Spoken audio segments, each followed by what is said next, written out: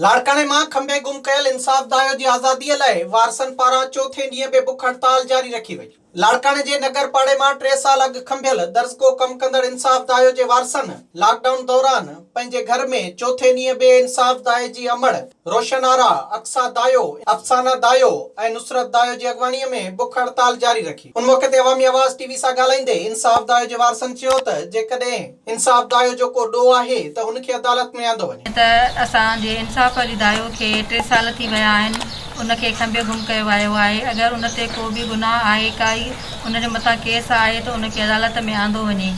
ऐं हिन टाइम जेको आहे सो तमामु घणी सख़्ती थी वई आहे। लॉकडाउन जी वजह खां जेके बि पूरी सिंध मां जेके बि खंबे गुम कया विया आहिनि नौजवान, उन्हनि जे फैमिलियुनि खे मां अपील कंदमि त हू घर में पंहिंजे में एहतिजाज करे ऐं पंहिंजनि प्यारनि जे लाइ आवाज़ बुलंद। इंसाफ दायो जे वारसनि सुप्रीम कोर्ट जे chief justice, Sindh high court जे चीफ जस्टिस समेत इख्तियारनि खां मुतालबो कयो त इंसाफ दायो खे जल्द आज़ाद कराए असां मां बेचैनी ख़त्म कई वञे। विजिट कयो अवामी आवाज़ मीडिया ग्रुप जी वेबसाइट awamiawaz.pk।